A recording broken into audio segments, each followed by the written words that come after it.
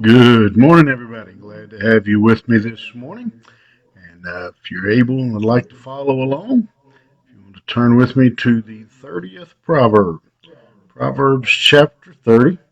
And we're going to look at some more wisdom here.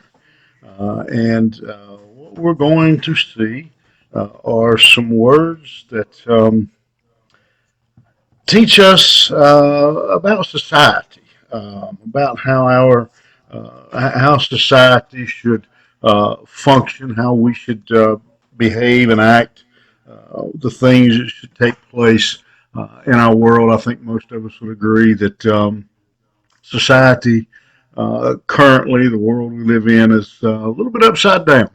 And so we're going to get some counsel here that hopefully will guide us into making our world a better place. And so, beginning in verse 21, uh, he says, let's just go ahead and read the whole passage for today. For three things the earth is disquieted, and for four which it cannot bear. For a servant when he reigneth, and a fool when he's filled with meat, for an odious woman when she is married, and a handmaid that is heir to her mistress.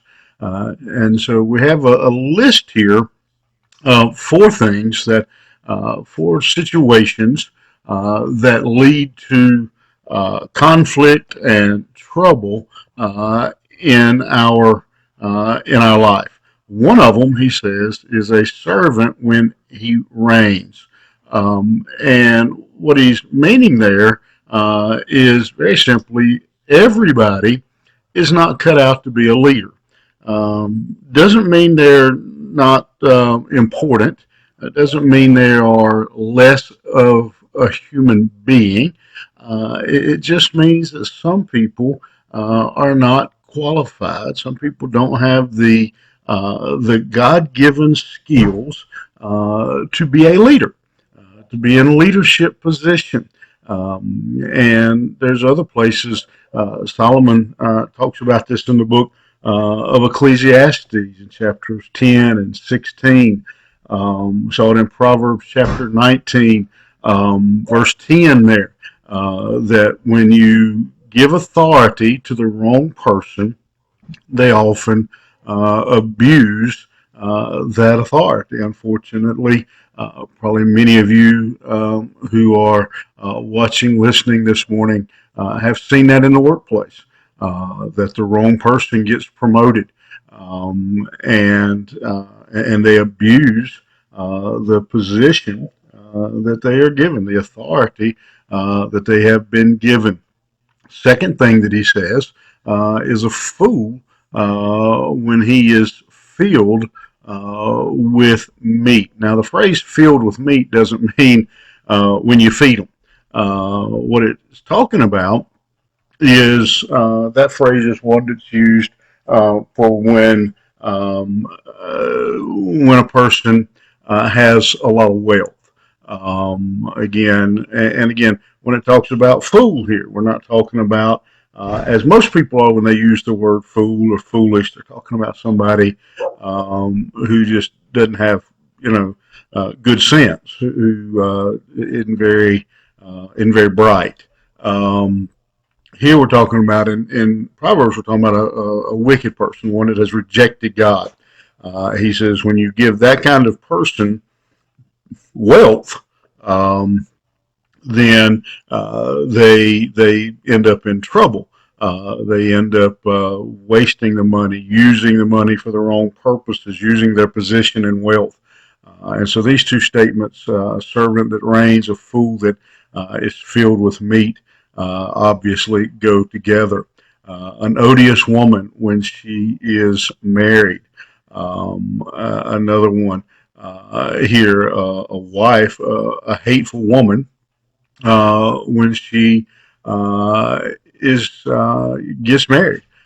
He said that leads to trouble, leads to problems in our homes when that takes place.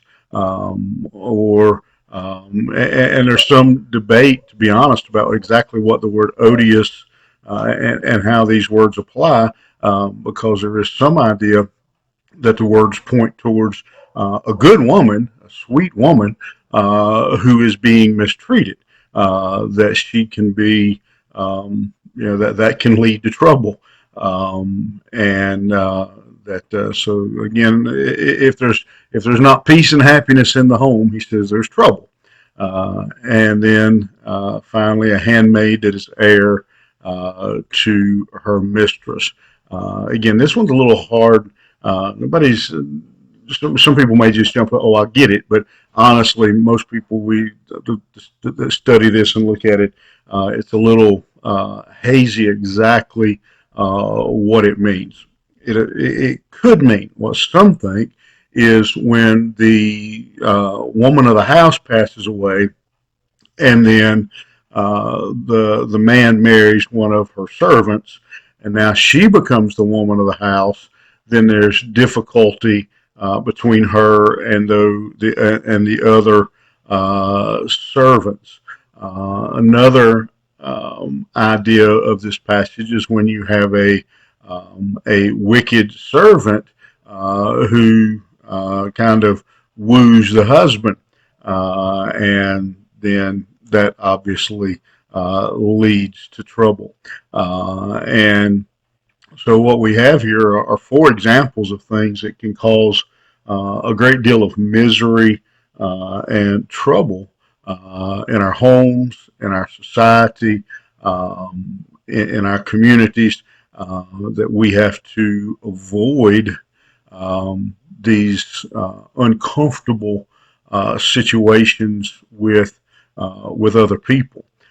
May not necessarily be John 3:16 here. This may not be the most spiritual passage in the Bible as far as spiritual teaching, but I think we can see where the author is going. If there's not peace and harmony in our homes, in our communities, in our workplaces, then certainly that will ultimately end up causing difficulty and conflict and problems in our spiritual life as well. And so, as we think about these, let's not be too narrow in understanding these four. Let's not just zoom in on these four. Let's just recognize that what God, I think, is trying to teach us here is the importance of living peacefully in the home, in the workplace, in our community, that we live wisely and represent Him well. All right, have a good day, and we will see you back here tomorrow morning.